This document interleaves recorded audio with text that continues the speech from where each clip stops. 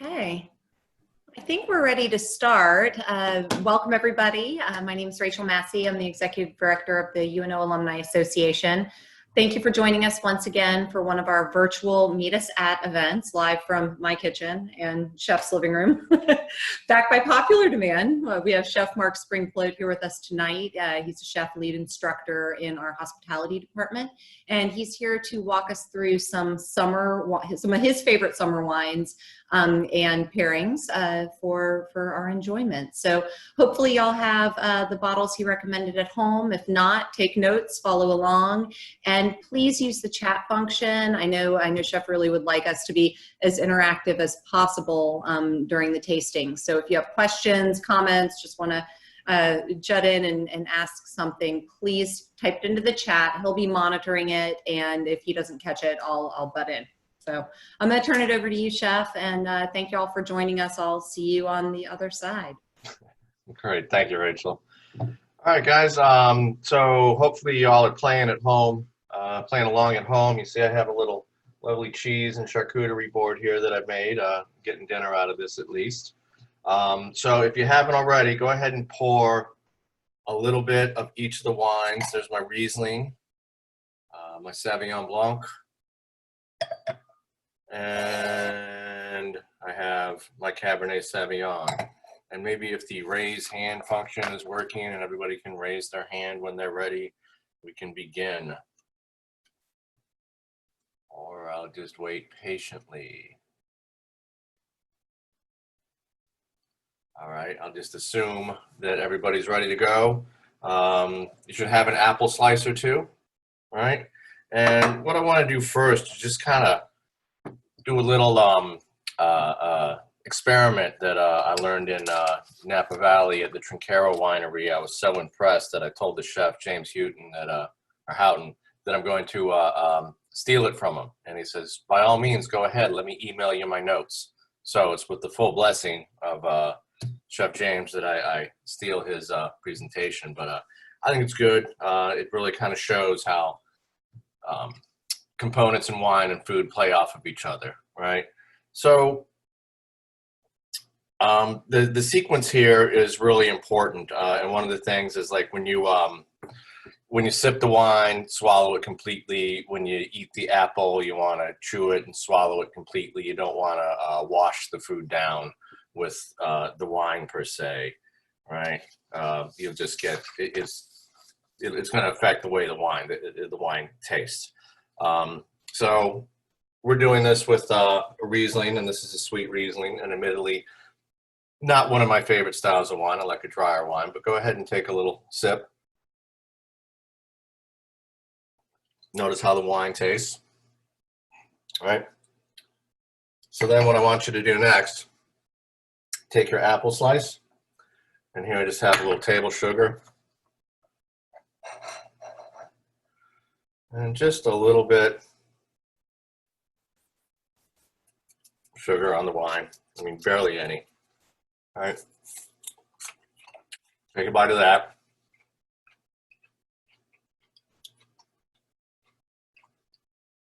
And now take another sip of the wine.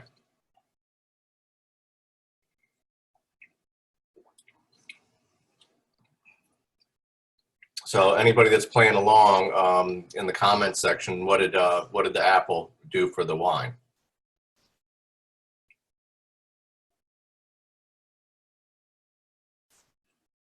Okay, either chat's not working or no one's playing along, which is fine. What most people would notice is that the sweetness, the wine becomes a little less sweet, a little less fruity, and a little more acidic. Right, a little more sour on the tart side of things. That's exactly what happens. Now, most people drinking a sweeter style of wine, be it a Riesling or like a White Zinfandel, this isn't the best pairing because it really throws off the sweetness of the wine. You don't notice the sweetness as much, right? You just get the acidic, sour tartness of it all. So what this is telling us, like if we're going to pair wine with a dessert, we want to make sure that the wine is actually sweeter than the dessert. Otherwise, the food throws off the wine. So this would be a very bad pairing. So now let's do the same thing. Got quite enough sugar on my apple. I'm sorry. Take a taste of the Sauvignon Blanc.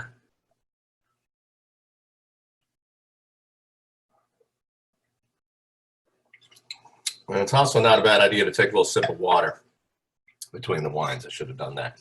All right. Now this is a California Sonoma Sauvignon Blanc. Myself, I like the Loire Valley Sauvignon Blancs, or like a white Bordeaux blend. Sauvignon Blanc and Semillon. It's really sharp and acidic and super bright and super clean. This one, to me, tastes a little bit softer. Just want to sip a little water and taste it again.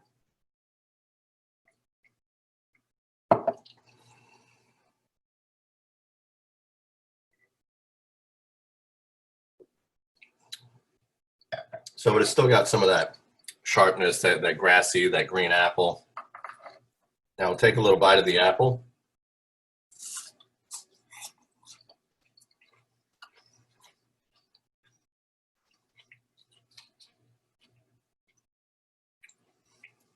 So then we'll taste our wine again.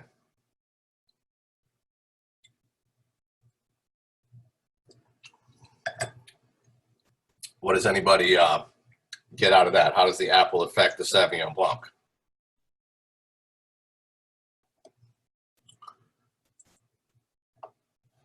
Anybody? Okay. Well, what you should notice is that it makes the wine a little less fruity, maybe a little more acidic, and perhaps even a little bitter. You might pick up some bitter notes from it, right?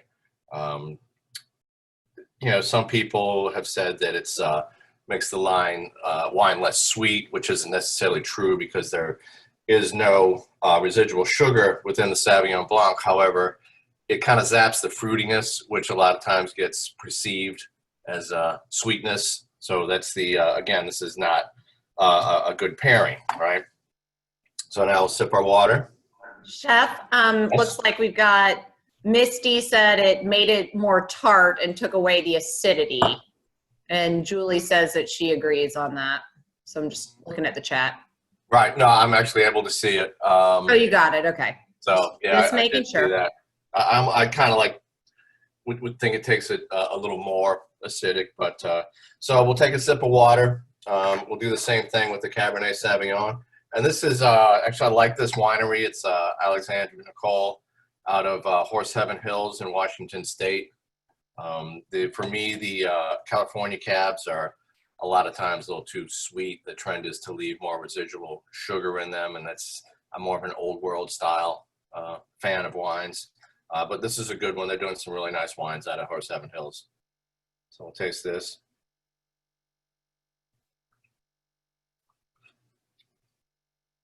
See, that's a nice, we get dry tannin, a little bit of fruit on it. So now let's try this with our apple.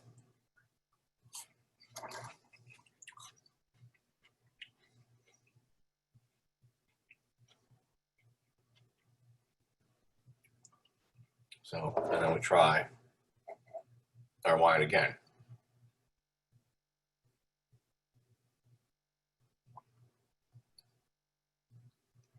Now, what do we get from this? See, I'm almost making a face. What does anybody get off of this?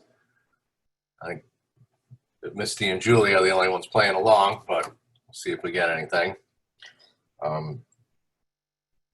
So, to me, this kind of, yeah, like more bitter, right? It kind of zaps, who said that? Kristen. Yeah. The tannins is like what kind of makes it dry. Yeah, it makes it definitely, it's a little more bitter. It becomes a little more acidic and kind of a lot less fruity, right? One of the things is like the bitterness, it's more than just a taste. It's also somewhat tactile. We kind of feel it. It dries out our mouth a little bit and kind of gives you that almost like a sandpaper feeling in your mouth. So again, this is a very poor pairing. Yeah, I don't, right, boo. I like that. That's a good one. So this one totally doesn't work. All right. So now we're going to sip a little bit of water and check out acidity, how acidity affects wine. All right. So we're going to go back to our Sauvignon Blanc and taste our Sauvignon Blanc again. All right, there's a nice crisp, clean, and our lemon. Oh, my lemon is missing. Zoe, if you're watching, can you bring me my lemon? So what we have here is a clear example of poor mise en place. I thought it was all together. Obviously, I spent too much time on the cheese board here. What do we have here from Richard and Shannon Brown? It's interesting that it also impacts the smell of the wine, making it less fruity. Exactly. You know, our taste of sense of taste and our sense of smell works in tandem. And I have to go get a lemon.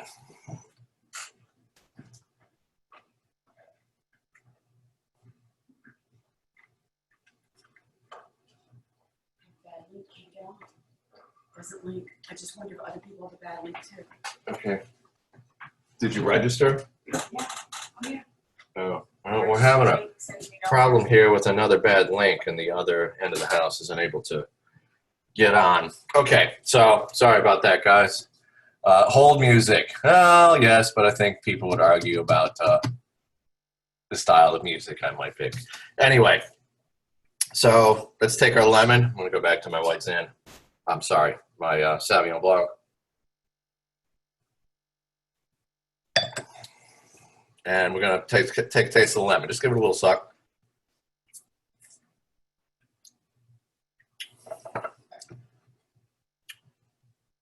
All right, now let's go back and taste our Sauvignon Blanc.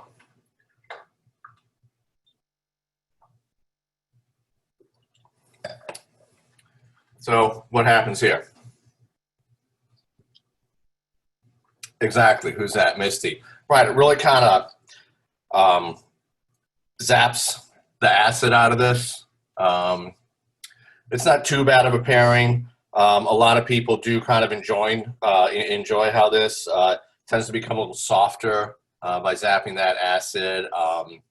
The fruitiness will come out a little bit more. So this type of food that we pair with this wine, we want to raise the acidity in the food to rival the acidity of the wine. I mean, it should be a little bit more acid on the wine, a little bit less on the food, kind of like the sweetness, a little more sweeter than whatever you're eating. The same thing holds true with the Sauvignon Blanc. Now let's take a sip of water.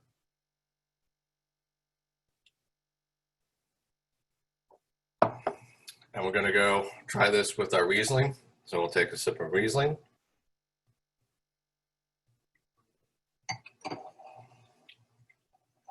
And we're going to take our lemon.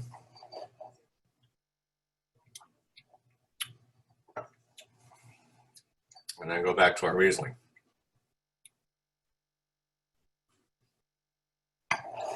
What happens here?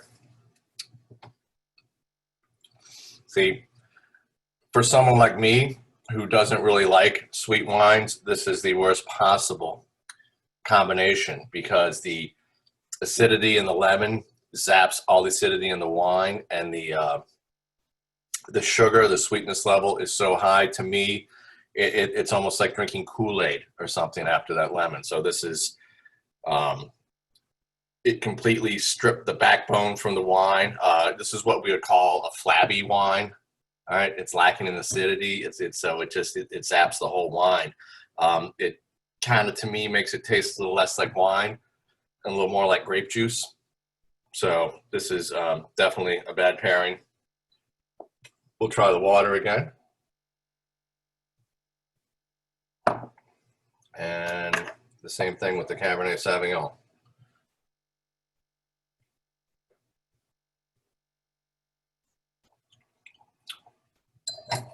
Now again, to me, that's a tasty little cab. Now let's try the lemon.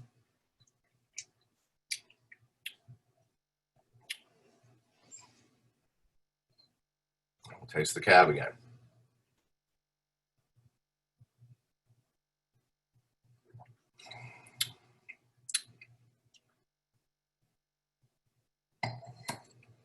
Any feedback here? Now, I don't know, Misty, if that's your feedback on the Cab, because to me, that's pretty accurate there. She says it tastes like grape juice. Now, what this kind of does is it cuts into the tannins, cuts the tannins, makes it a little fruitier, makes it a little smoother, right? Kind of softer, rounder, a little more juicy, less bitey, right? So a lot of people will like this pairing, and what I've found is it kind of like splits the line. People that are bigger fans of Merlot are going to like this better than people that are fans of Cabernet, because it really kind of takes the Cabernet and turns it into more of a more low profile, which some people like. You know, it's not my favorite pairing. I like that tannin. I like the boldness of the Cabernet Sauvignon. Yeah, see, you like Cab, I did not like this pairing. I'm in the same boat, right? Okay, so lastly, what we want to do to show balance, right? We're going to take an apple. I'm going to hit it with a little bit of sugar. All right, I'm going to take a little sip of water.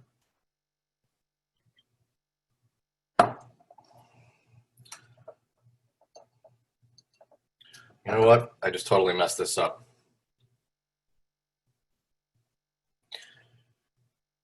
We're going to take a new apple slice and we're going to sprinkle a little salt on it this time. All right. And we're going to squeeze a little lemon on it. Show on camera. Okay. Now we'll taste our Cabernet.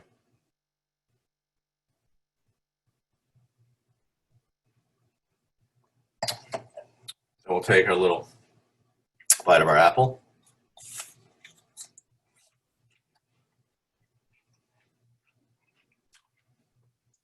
For me, that's a tasty apple. A little salt, a little acid on it. And now we're going to taste our Cabernet again.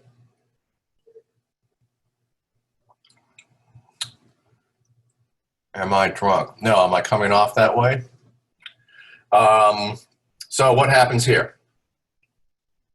Anybody?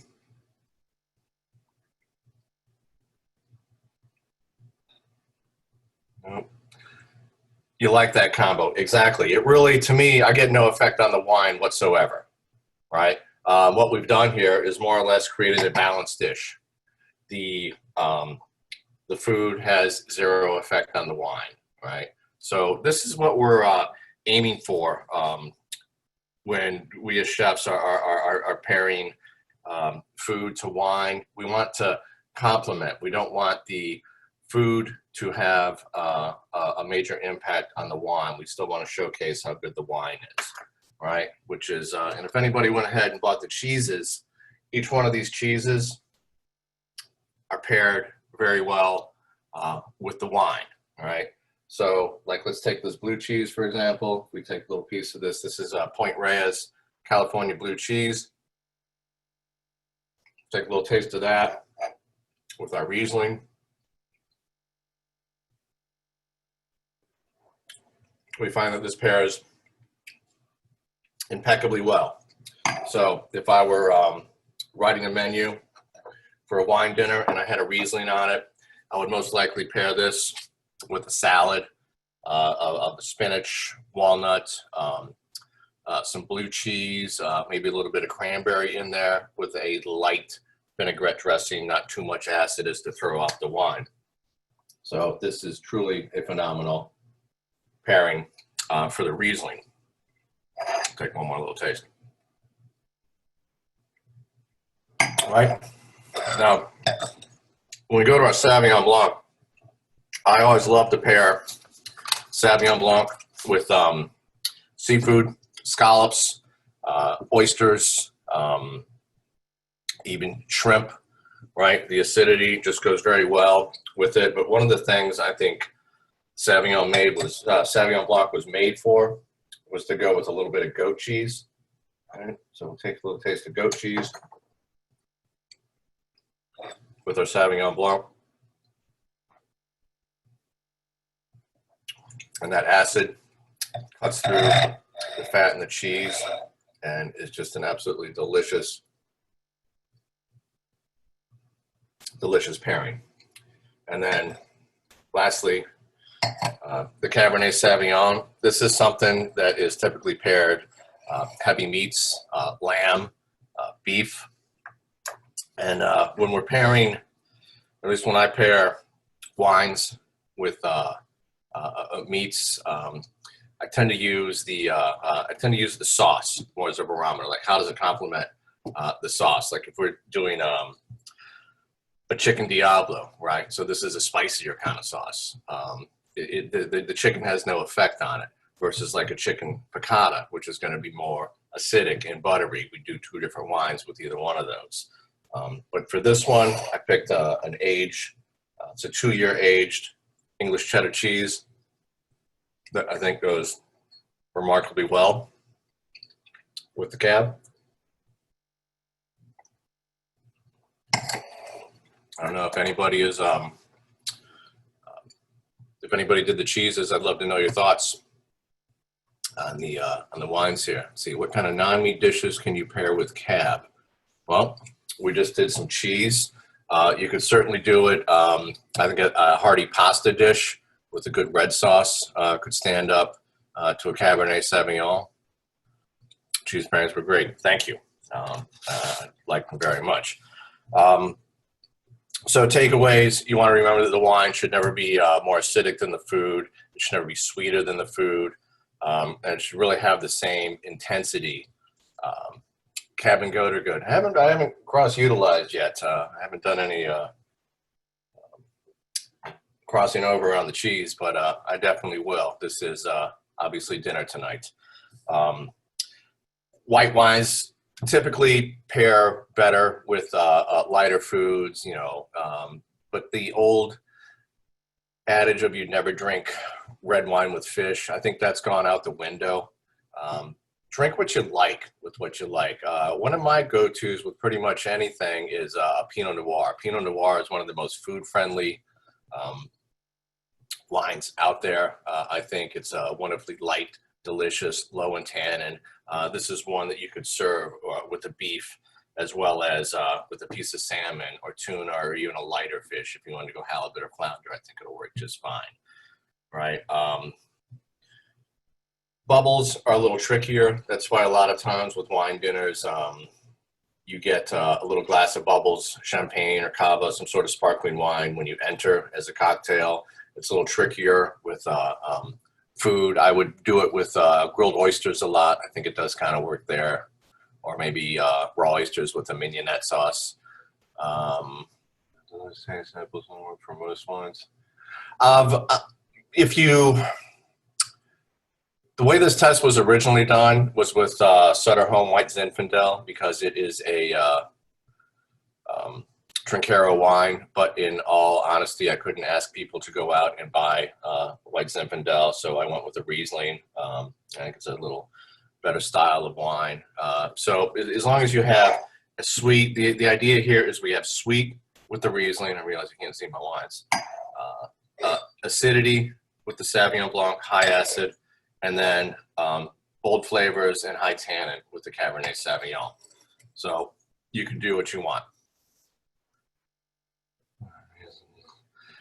So desserts, I would say the Riesling, it'd have to be something pretty sweet. Sauvignon Blanc might work well with a cheesecake. I think you might be able to get away with that. With the Cabernet Sauvignon, I'd say cheese would be an ideal companion for that. Cheese would go well with the cab or with the port. That's what I would tend to like to do. Favorite budget bottle? Well, that depends. What's on sale, right? I've been drinking a lot of sale wines. Now, I always recommend people go to a wine store and develop a reputation with somebody that works there. A relationship with somebody that works there. They get to know your taste, you get to know them a little bit, and you'll find that you're going to get more direction there than you're going to in a grocery store. Most of the people in grocery stores, they're just working a job. They really don't know the wine. But if you go to a wine store, get to know somebody, they get to know you, they can really steer you in some great directions, and then you find some really good buys. So part of this was for summer wines. So some of the things I've been drinking over the summer, one of my favorite go-tos is a Portuguese wine called Vinho Verde, Vinho, Vinho, because it's Portuguese, and then Verde, like green. It's on the west coast of Portugal, right along the ocean in northwest Portugal. And it's just a wonderful, fun, light wine. It's just super slightly effervescent, almost like a frizzante, but not quite, just a little bit of bubbles, a little bit of fun. It's lower in alcohol. It's a great wine to sip on out of the pool on a weekend afternoon in the summertime. Prosecco is always another one that's great in the summertime. It's very light, lively, fruity. White Bordeaux. Drink a lot of white Bordeaux in the summertime, so here's a blend of Sauvignon Blanc and Semillon, typically. And you can find some good ones in the $12 to $15 range. There's one Seto Saint Bernard, not that Saint Bernard, that's I've been drinking a lot of. That is a very delicious wine. It's about $14 a bottle. Albarino is another one that I like. That's a Spanish wine, typically grown just north, actually where Vinho Verde is from, in Rías Baixas, in the northwest corner of Spain along the Atlantic coast. And Sauvignon Blancs, be it the white Bordeaux or the Loire. The Bordeaux Sauvignon Blancs tend to be a little bit rounder, smoother, because it's blended with Semillon. And then the Loire Valley can be extremely acidic, extremely sharp. One of my favorite aroma descriptions is that it has litter box to it, and literally it does smell like cat pee, but it doesn't taste like it, and they're delicious. These are wines out of Pouilly-Fumé and Sancerre in the eastern Loire Valley. Let's see, what else do we have here? So there's, budget bottles. Look at the sales and check out that Vinho Verde. Vinho Verde is typically under $7. The one I buy all the time, I think, is $7.99, and it's absolutely delicious. What food wine would you bring on a lazy kayak paddle on the bayou? Definitely white food that could definitely get wet with bayou water. I think like cheese, crackers, charcuterie, you can't lose with that. Maybe some crusty bread, soft ripened brie cheese, and a nice bottle of white Bordeaux. And then we could do a lazy paddle down the bayou there. Sauvignon Blanc doesn't have a lot of flavor to me. I like the Loire Valley Sauvignon Blancs, like I said earlier. This one's not bad. I think it's lacking in sharpness. It's lacking that green apple pop. It's lacking in that litter box quality. The Loire Valley has all this high mineral soil that these grapes just kind of love. And this is Sonoma County, so we're dealing with a little bit richer soils, a little bit more fertile. The grapes tend to like it when they have to struggle. There's a saying, stressed vines make good wine. So if the grapevines are having a hard time, the grapes tend to do better. You know, it's like working last minute under pressure as opposed to doing a little bit all along, I guess. What are good refs? What are good reds in the summer? I'm glad you asked. Typically lighter reds. Pinot Noir is something I'll drink year round. I'm not drinking a lot of Cabernet Sauvignon in the summer. Beaujolais can be a very good light summertime wine. I had one at the beginning of the summer, and I can't think of what the hell it was. It was slightly effervescent, but it was absolutely delicious. And again, like Pinot, There's one wine I've been drinking a lot of this summer out of Sicily, Toscante, free plug for them, which is absolutely delicious. I think it's Pinot Noir. They say it's Etna Rosa. Buy a bottle, decide for yourself. Rosé. If I'm drinking rosé, it's typically southern France, Provence, Languedoc, Roussel. There's an area in Languedoc called Tavel that produces some very good rosé wines. In fact, it's the only wine that can be labeled Tavel, Tavel. So if you see a Tavel wine, it's by law has to be rosé. Some years ago, somebody decided that that's what they do best, and that's all they're allowed to do now.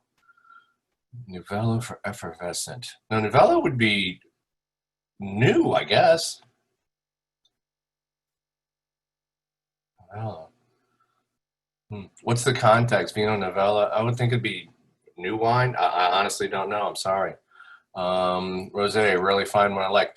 Not a big rosé fan, but there are some good ones out there. Definitely just look, go taste, go to tastings. That's another great way to go. I know Martin frequently does different tastings. They just did a tasting on white Burgundy last week, which is pretty much all Chardonnay because that's what you grow in Burgundy, France. Let's see, what else did I have here?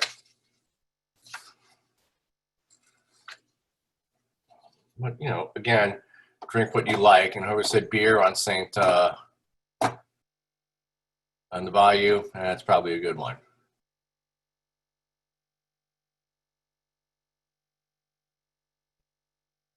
All right.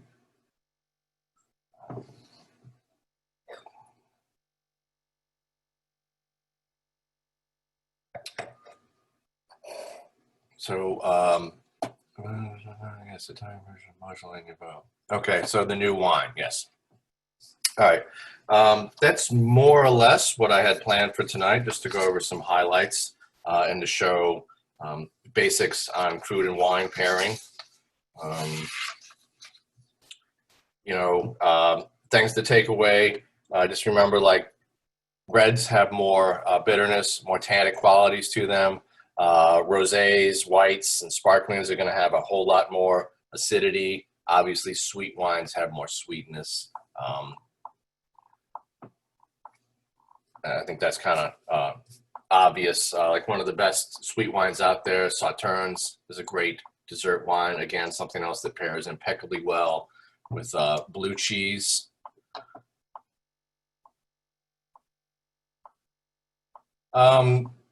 It depends on who you talk to at Martin. I just ask people to say, mention the UNO wine program to let them know that the University of New Orleans is driving business through Martin Wine Cellar. And if you went to the one uptown, they're not going to know anything about it. I typically just use the one in Metairie because it's much easier in and out, and it's a little bit closer to the house.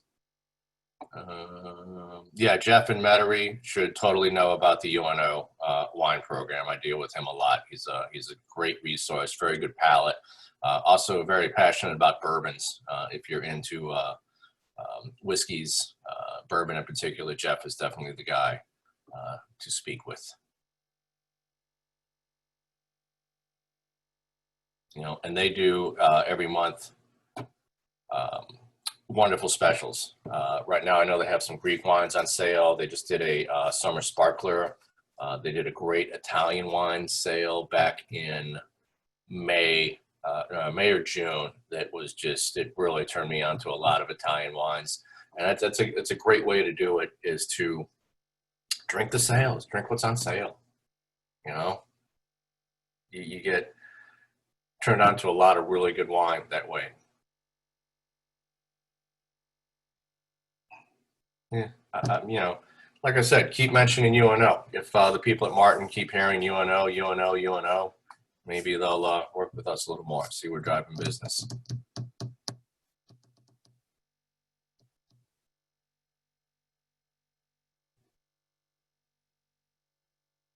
We do buy all the wine for the wine class at Martin. I know Rachel does a lot with them for the Alumni Association as well.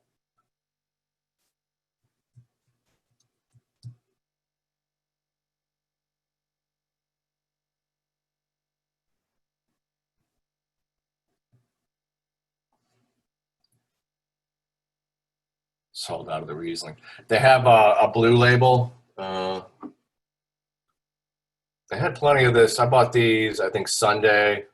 This is the Stellenbosch. They have a blue label. It's a little less sweet. If I do Riesling, it tends to be a dry Riesling.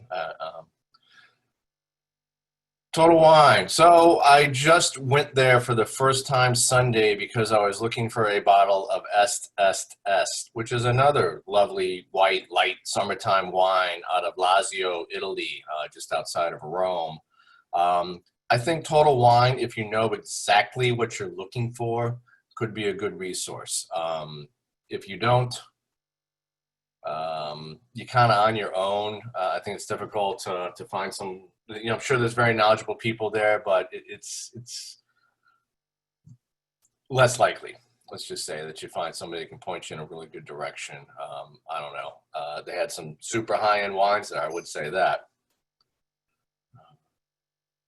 Like I said, if you know what you're going, you can probably get a lower price. I like to support some of the smaller local people. I know Martin is a big local person, but still it's a local person, not a national corporate chain. There's several other wine stores. I know there's the Wine Cellar Uptown at Britannia and Robert. Been there. He's a good guy. I used to do business with him when I lived right there.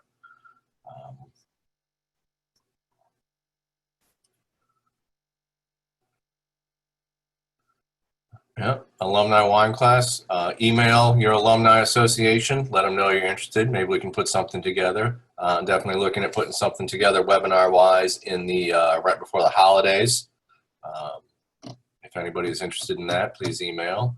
And we're thinking about doing something with the wines in a basket that you can just buy, come pick up at the university. We'll have a little more notice on it, and that way you have everything we're doing in the tasting all ready for you. So we're already gravitating back towards the Cabernet Sauvignon.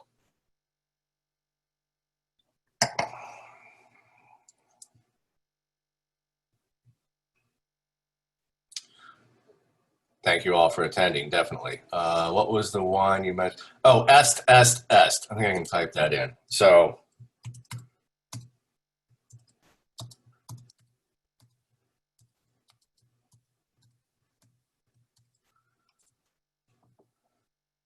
Est de Montepulciano. So the story, it's got a great story behind it, which is it helps sell the wine, right? So there's a story of the traveling bishop, right? Now the name of the bishop escapes me at the moment, but he was awarded his bishopness and told he had to travel to Rome to collect it, and he was into the finer things in life, good food, good wine, good lodging. So he sent an envoy out to travel a day before him, and he would go to the town, he would stay in the next day and look for the best food, the best wine, and the best lodging. And when he found it, he would write Est, Latin, for it is on the door, right? And when he got to this little place in Montepulciano, he was so impressed, he wrote Est, 3 times. It is.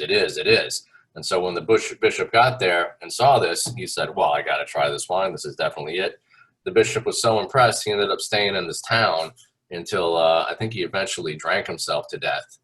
And now every year when the new Est wine comes out, they break a ceremonial barrel over his grave and pour it over it. So when you have a legend like that, it really helps sell your wine. It's good. It's a fun little tasty white wine, and it doesn't break the bank. You can get into a bottle for like $10. And it's not like Chateau Neuf de Pape or anything. Yes, I did find that wine, and that was actually, I found it at Total Wine. That's why I ended up there. Martin didn't have any. Dornax didn't have any. I wasn't going to check Rouse's or any other grocery stores, so I did check Total Wine, and they did have it. So success, but they only had one option. Pose as expert. Good luck. Let me know how that works out for you. But yeah, the little tasting exercise is fun, and it's super simple to do, and I think it really does show how foods affect wines. It's a lot of fun. Wow. Oh, Rachel, you coming back in? I'm coming back. Look, I'm coming back. No, this has been awesome. This is the busiest chat we've ever had. 63 chats. So that's awesome. I That's love good. it. And we got 2 barks to approve. My dog's around here somewhere. It's his birthday. Oh, there he is. Yeah, and I've got mine barking in the background here. I'm trying to start my video. I'm just the random voice. Yeah, mine's 11. He doesn't bark as much anymore, unless Yeah, you're watching. mine's still a pup. Still a little guy. Well, thank you so much. I don't know why it won't let me start my video, but it says it's not responding, but I guess y'all can hear me. And I just want to say thanks, Chef, for walking us through this. I certainly learned a lot, and I think everybody else did too. And thank all of you alums and supporters for joining us. Oh, did you just fade out, Rachel?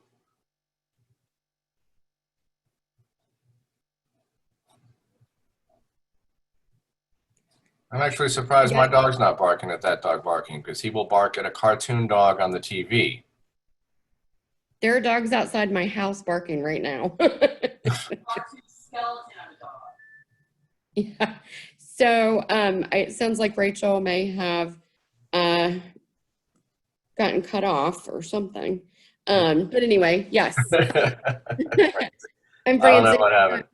We will go ahead and wrap up, but thanks again. I will post the video online on unoalumni.com/virtual events. So as soon as Rachel got kicked out. She just texted me. Oh, okay. So yeah, that should be up tomorrow. And yeah, if y'all have any questions, suggestions, please fill out the survey and let us know, and feel free to email us with anything. Thanks so much. Thanks, Chef Mark. Thank you. Thank you all for attending. It's a treat to be able to do this. I'm fortunate enough to be asked. Thank you. All right. Y'all have a good night.